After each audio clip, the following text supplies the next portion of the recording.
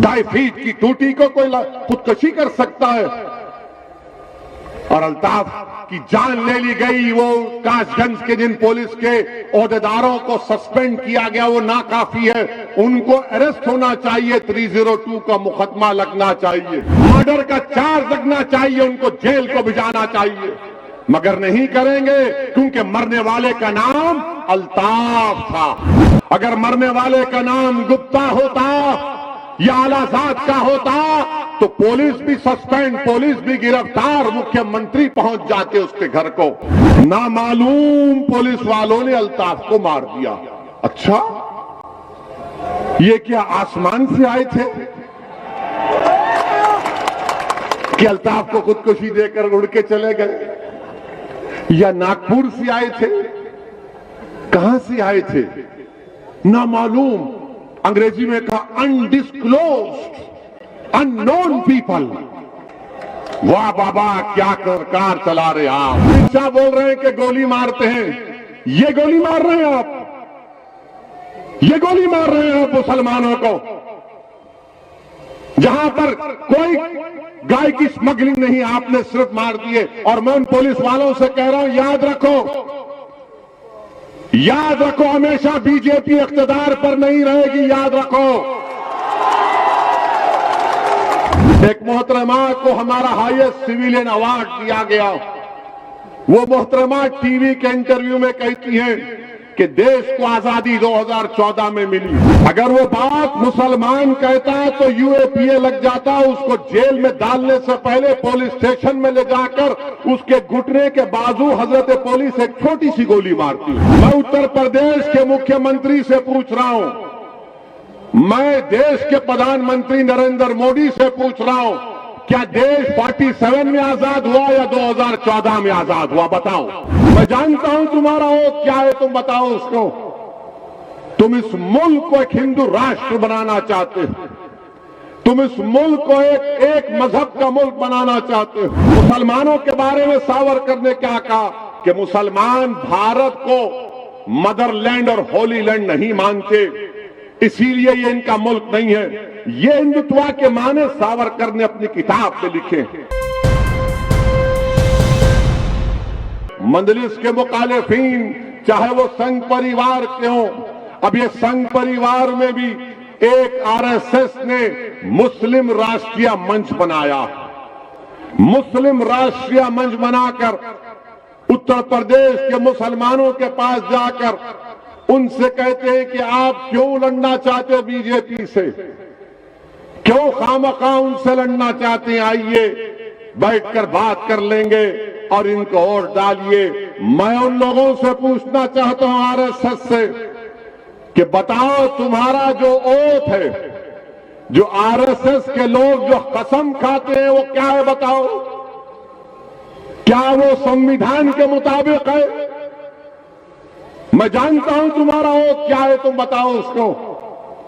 तुम इस मुल्क को एक हिंदू राष्ट्र बनाना चाहते हो, तुम इस मुल्क को एक मजहब का मुल्क बनाना चाहते हो, और आज आरएसएस के लोग जाकर इस तरह की बातें अवाम के दरमियान में करती हैं। बताओ आरएसएस वालों की ये बात सच नहीं है कि गोलवालकर ने नहीं कहा था कि हमारा जो तिरंगा है वो 3 रंग का है, वो शुभ है? क्या नहीं कहा था अपनी ऑर्गेनाइजर मैगजीन में? क्या आरएसएस ने नहीं कहा था कि अंबेडकर का बना हुए संविधान को हम नहीं मानते, मनुस्मृति को मानते हैं?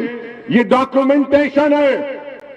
क्या गोलवालकर की किताब वी द पीपल डिफाइंड में नहीं लिखा गया कि मुसलमानों पर, ईसाइयों पर, कम्युनिस्टों पर भरोसा नहीं किया जा सकता?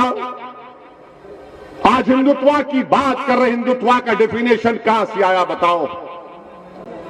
1980 तक कोई एक आरएसएस का लीडर का एक बयान बता दो जहां पे लफ्ज हिंदुत्व इस्तेमाल हुआ।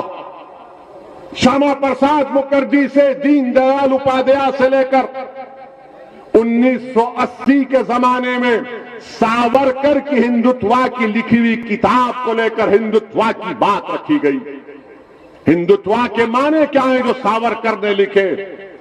सावरकर ने अपनी किताब में लिखा कि हिंदुत्व के माने ही है कि वो शख्स और मुसलमानों के बारे में सावरकर ने क्या कहा कि मुसलमान भारत को मदरलैंड और होली लैंड नहीं मानते, इसीलिए ये इनका मुल्क नहीं है। ये हिंदुत्व के माने सावरकर ने अपनी किताब में लिखे। और ये लोग बात करते हैं कि सुप्रीम कोर्ट के चीफ जस्टिस जे.एस. वर्मा ने ये बात कही। Justice JS. वर्मा ने सावरकर की किताब का हवाला नहीं दिया, मैं दे रहा हूं, पूछो इस पर इनकार कर सकते क्या तुम? मेरे अजीज दोस्तों और बुजुर्गों, ये बात हम सामने रखते हैं तो हम पर तनकीद शुरू हो जाती है, हम पर इल्जामात की बौछार शुरू हो जाती है। मैं हिंदुस्तान के भारत के नेशनलिज्म को मानता हूं। वो भारत के नेशनलिज्म में तमाम लोग शामिल हैं, जिसको अंग्रेजी का वर्ड है वो इंक्लूसिव है, इंक्लूसिव है। ये नेशनलिज्म होना चाहिए। हद तो ये हो गई कि एक मोहतरमा को हमारा हाईएस्ट सिविलियन अवार्ड दिया गया। वो मोहतरमा टीवी के इंटरव्यू में कहती हैं कि देश को आजादी 2014 में मिली, 2014 में मिली। नहीं, थालियां मारने के लिए नहीं, सोचने बता रहा हूं। देखो आप, अगर वो बात मुसलमान कहता तो अब तक उस पर यूएपीए लग जाता। अगर वो बात मुसलमान कहता तो यूएपीए लग जाता। उसको जेल में डालने से पहले पुलिस स्टेशन में ले जाकर उसके घुटने के बाजू हजरत पुलिस एक छोटी सी गोली मारती उसको और बोलते तूने गद्दारी की। मगर वो रानी है, आप महाराजा हैं, कोई कुछ नहीं करता। वो क्वीन है और आप कोई किंग है, आप कुछ नहीं करते। क्यों नहीं करते? अगर हमारे मुंह से अगर गलती से भी निकल जाता, किस पाकिस्तान के मैच में कुछ लिख दिया गलती से, तो बाबा ने कहा गद्दारी का इल्जाम लगा के जेल में भिजा दिया जाएगा। बोलो बाबा। मैं उत्तर प्रदेश के मुख्यमंत्री से पूछ रहा हूं, मैं देश के प्रधानमंत्री नरेंद्र मोदी से पूछ रहा हूं, क्या देश 47 में आजाद हुआ या 2014 में आजाद हुआ? बताओ। और अगर यह गलत है तो क्या देश के प्रधानमंत्री और उत्तर प्रदेश के मुख्यमंत्री गद्दारी का इल्जाम लगाएंगे सेडेशन का? क्या सेडेशन सिर्फ मुसलमानों के लिए? क्या सेडेशन सिर्फ नौजवान तालिब इल्म और तुलबा के लिए? क्या सेडेशन किसके लिए फिर? और फिर इससे बढ़कर बात यह कि यह संविधान के खिलाफ है। गाजियाबाद लोनी में मुस्तकीम, सलमान, मोनू, इंतजार, आरिफ, नाजीम और बोलो, इनको गाजियाबाद के स्टेशन इंचार्ज राजेंद्र त्यागी ने और वहां के इंस्पेक्टर ने ले जाकर इनके घुटनों के पास गोली मारी, छोटी सी, बड़ी नहीं, छोटी सी गोली मारी और कहा कि लोग गाय की स्मगलिंग कर रहे थे, गाय की। उसके बाद मीडिया के लोगों ने, मैं सलाम करता हूं उस मीडिया के जिम्मेदार को, उसने जाकर जहां पर कहा कि ये वेयर हाउस है, यहां पर ये जानवर को लाते थे, गाय को लाकर उसको काटते थे, स्मगलिंग करते थे। उसने जाकर पूछा बाजू वालों से कि क्या यहां पर जानवर आता था? तो उसने कहा नहीं, ये तो स्क्रैप बेचने का जगह है। जब सब ने कह दिया कि कुछ नहीं आता था, ये तो स्क्रैप बेचने की जगह है, माने जहां पे इनकाउंटर हुआ वहां पर बाजू, तो फौरन योगी आदित्यनाथ की सरकार ने क्या किया? राजेंद्र त्यागी का ट्रांसफर कर दिया, राजेंद्र त्यागी का ट्रांसफर कर दिया, इंस्पेक्टर का ट्रांसफर कर दिया। और अमित शाह बोल रहे हैं कि गोली मारते हैं। ये गोली मार रहे हैं आप, ये गोली मार रहे हैं आप मुसलमानों को, जहां पर कोई गाय की स्मगलिंग नहीं, आपने सिर्फ मार दिए। और मैं उन पुलिस वालों से कह रहा हूं, याद रखो, याद रखो, हमेशा बीजेपी इख्तिदार पर नहीं रहेगी, याद रखो, याद रखो मेरी इस बात को, अगर तुम यकीन नहीं कर रहे तो मणिपुर का एक केस सुप्रीम कोर्ट में चल रहा है। मणिपुर की पुलिस ने 70 लोगों का इनकाउंटर किया। आज वो केस चल रहा है बरसों के बाद, और हम नहीं भूलेंगे, हम कभी नहीं भूलेंगे कि 21 को याद रखो। कोई नहीं, कोई जुल्म को नहीं भूला जाएगा। समाजवादी लोग के लोग भूल सकते, हम नहीं भूलते। ना हम दोस्तों को भूलते हैं, ना जालिम के जुल्म को भूलते, और इंसाफ के लिए लड़ते रहेंगे। याद रखो, आज तुम एक हुकूमत के दबाव में आकर गोलियां चला रहे हो। याद रखो, एक एक गोली का इंशाअल्लाह अल्लाह भी हिसाब लेगा और कोर्ट भी लेगा। आप बताइए क्या है ये? वेयरहाउस के बाजू दुकानें कह रहा है, कहां की गाय, कहां की स्मगलिंग? तो आपने रातों रात उनको ट्रांसफर कर दिया। अमित शाह जिक्र करते हैं आजम का। हम पूछना चाहते हैं अमित शाह, आपने अल्ताफ का क्यों जिक्र नहीं किया? यही कासगंज का अल्ताफ